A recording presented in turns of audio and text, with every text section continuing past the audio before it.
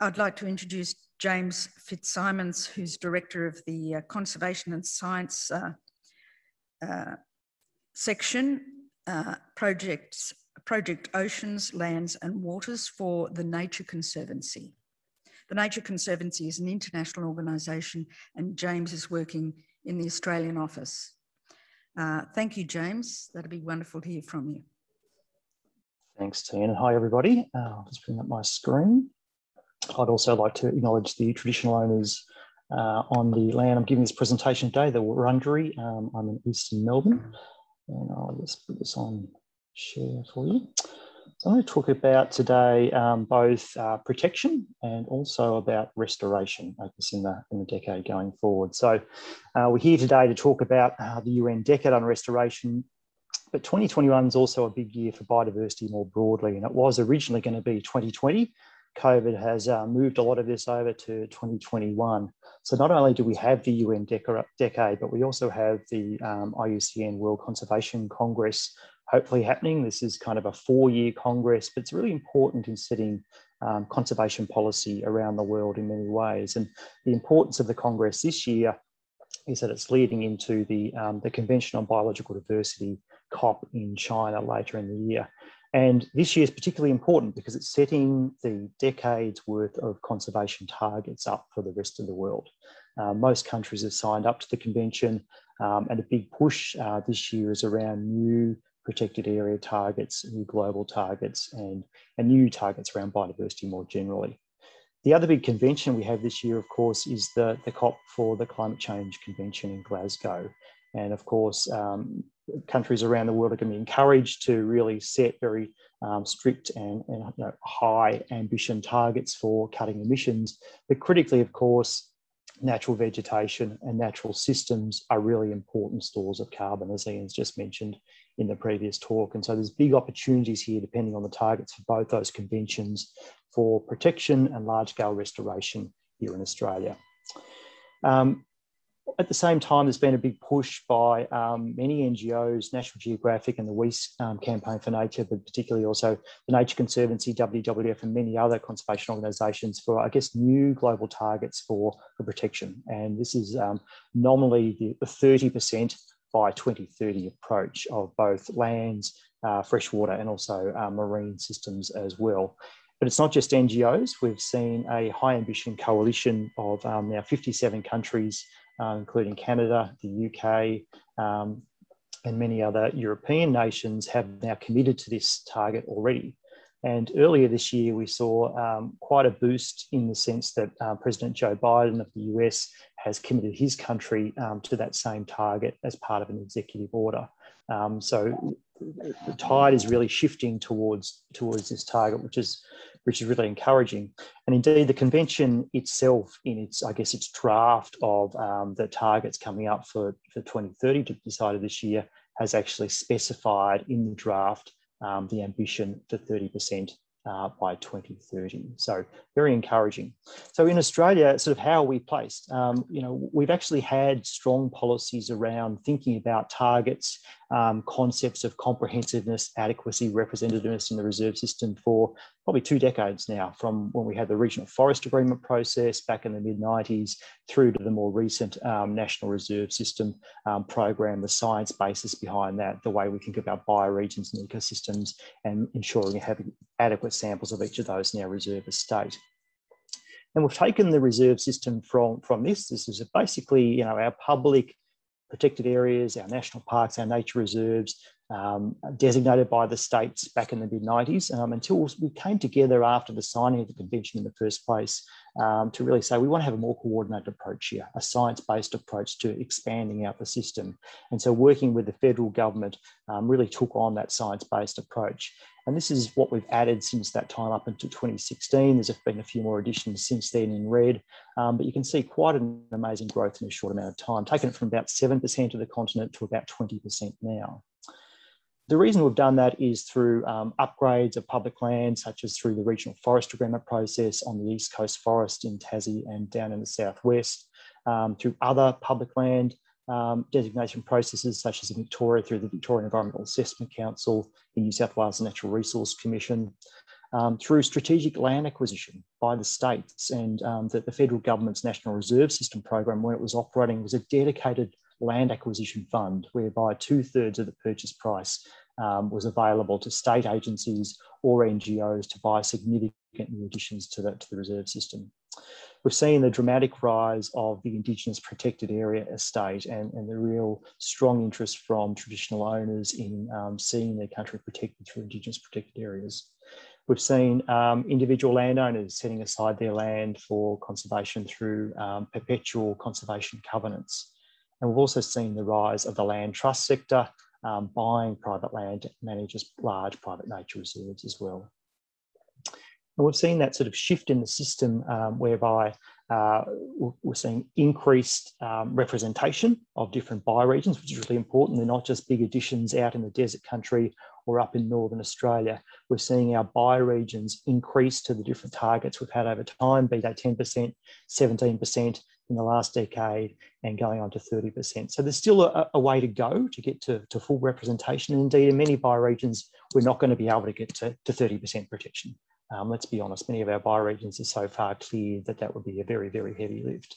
But thinking about ensuring we have got increased restoration in many of those bioregions and increased protected area states is going to be really important.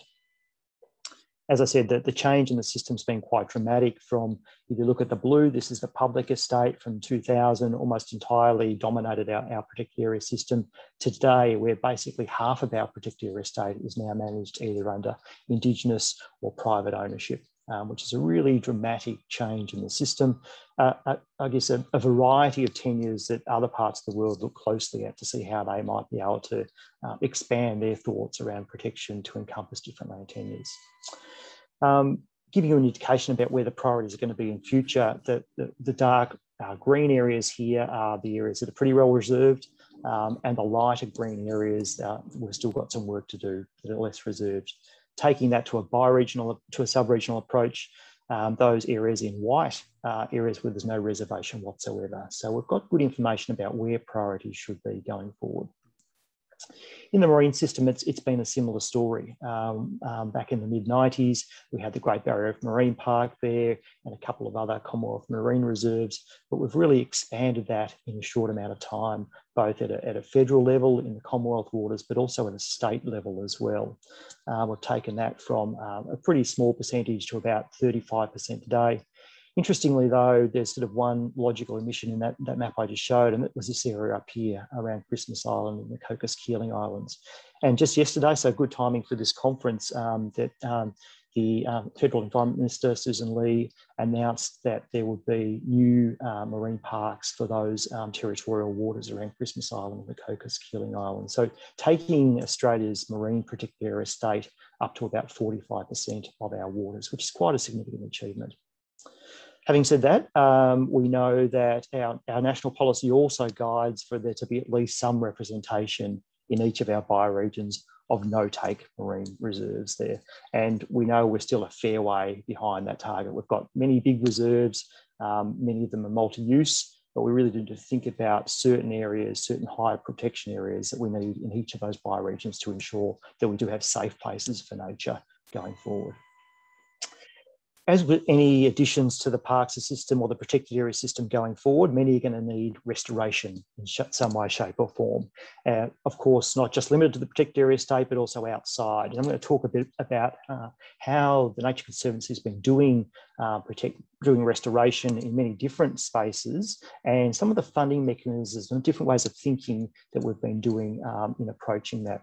So very appropriately for Darwin, the Conservancy has been involved in helping, I guess, the savanna burning methodology get up and running for a number of years. And we've been working very closely with Indigenous partners, be they through land councils, through NAILSMA, through prescribed body corporates, and doing so, other scientific agencies, bushfires agencies, in helping get this up and running, which has been really, really exciting in many ways. So what we've seen in a fairly short amount of time is quite an amazing story, quite an untold story. This was the first property fish river station, a couple of hours south of Darwin, that was registered under the Carbon Farming Initiative for savanna burning. back in about 2012, acknowledging that some great work had been done on Arnhem Land and different mechanisms being used there to I guess, demonstrate the carbon savings that were being made by reinstating traditional early season burning. But Fish River Station was the first back in 2012 to be registered under the federal scheme. What we've seen since then is basically half of Northern Australia now under some form of what is now the Emissions Reduction Fund Savannah Burning project, which is incredibly exciting. I'd probably say this is probably one of the largest payment for ecosystem services outcomes in a short amount of time in the world. And it's not just lines on maps of where projects are. We've actually seen a demonstrable change on the ground in terms of fire regimes. So keep an eye on the map here. Think about the red fires as large, uncontrolled hot fires, so damaging fires, and green as early season burns, which are, let's say, are good. This is back in 2012. And if you take it to 2017, you can see quite a dramatic shift in the patterns up in the north there to mostly green on the map in 2017 and 2019. So quite a demonstrable change. And the carbon savings that are being made are very demonstrable. You can see the fire regimes changing there as the red line goes down, the damaging fires go down, the cool, desirable fires go up in green. And the ACCUs, the Australian Carbon Credit Units, being mostly accumulated and being able to be sold, and therefore money coming back in to do more conservation land management work on the ground, largely by traditional owners on their country. Also been working down in the Murray-Darling Basin and thinking about new models there for how we undertake environmental watering. And typically that's done through federal governments or state government schemes in terms of how they buy back water, often for organisations like ourselves. Receiving philanthropic money to do conservation work is a norm, but we wanted to test a different funding model. And so we established this, this mechanism called the Murray-Darling Basin Balanced Water Fund. And so basically it is a fund that investors buy into, they invest into, they expect a return. And the idea of the fund, it buys and sells water on the open market. Profit is made for investors. That water is made available in really dry times for irrigators, for farmers to utilise for cropping, etc. But some water is guaranteed to be kept every year and donated back to the environment to water wetlands and floodplains on private land, typically smaller, often ephemeral systems that wouldn't typically get federal or state government water, and systems that are really benefiting from different watering regimes that we're applying here. So we're trying a new model. How does the impact investing model think about scaling up conservation in Australia, but also globally? We're also touching down on the ground, doing active work as well. So not just about restoring processes such as fire and water, but actually changing the landscape to see ecological outcomes. And so I'll just highlight this property called Gaini Nimikara. It's about an 88,000 hectare property on the Murrumbidgee in southern New South Wales. It was about 9 former farms. The New South Wales government and the Australian governments bought out this site. They didn't want to put it back into a national park. They wanted to put out to tender to see which consortium might bid for the dual purposes of conservation, of water flows, and for Indigenous cultural use. And the Nature Conservancy, with our partners Narri Tribal Council, Wetlands Working Group and Uni of New South Wales, were the successful tenderer of this site, and are really trying to bring back what is the largest lignum wetland in the whole of the basin. It's been interesting and challenging. It was a former irrigation property, but you can see sort of these inherent drainage lines on the maps here, which look very barren when it's dry, but they really do provide incredible habitat when it's wet. And what we've seen is with the great work of the New South Wales government, taking out a lot of that former irrigation infrastructure, the bunds that were sort of holding back the water from the floodplain, now allowing that to spill back out onto the floodplain and allowing really massive waterbird breeding events, tens of thousands of ibis when I was up there in December, spoonbills, etc. Going into the marine environment is another way we're thinking about essentially bringing back an ecosystem lost from extinction. And you would have heard, I'm sure, some of this work earlier in the conference from my colleagues, Richard Campbell and Theo Kearing, around how the Nature Conservancy is looking to bring back lost oyster reefs and mussel beds in eastern and southern Australia. Most Australians probably wouldn't have known we had quite extensive shellfish reefs down the east coast and the south coast. Some work that my colleague Chris Gillies and his colleagues did a couple of years ago demonstrated that so many of our bays and estuaries, probably most of them actually had extensive oyster reefs. So they sort of delved back into the literature, looked at old fisheries records, old explorers' journals, and names such as Limeburners Bay or Oyster Harbour in Albany, and found that there's so many sites that actually had these, which we've no longer got. There's only one existing large remnant of Angazi oyster reefs left down in Tasmania. And this is what it looks like. These are incredibly important systems. They filtered water, they provided clarity of water, but they provided this reef ecosystem that we've lost in essentially so much of southern Australia. This in many ways is what it looks like today, say on the floor of Port Phillip Bay in Victoria. So there's an ambition to bring back 60 reefs, and this will be essentially bringing back a marine ecosystem from the brink of extinction, probably for the first time in the world, based on IUCN Red List for ecosystem criteria. And we're excited and very pleased to receive $20 million from the federal government as part of a COVID stimulus package last year to help restore up to 11 sites, over 11 sites in southern Australia. So an important way of thinking about how do we secure funding. This was coming out of, again, not just Australian environment budget, this is coming out of the COVID stimulus budget, because we had done the modelling and had experience to show that really this was going to create up to 170 odd new and interim job and sort of indirect jobs as part of that process, based on the work that gets done, such as this, getting limestone bases into Port Phillip Bay here, but the flow-on effects as well that go with local communities, the fishing interests that go with this work. And of course, the results are pretty spectacular here in Port Stephens.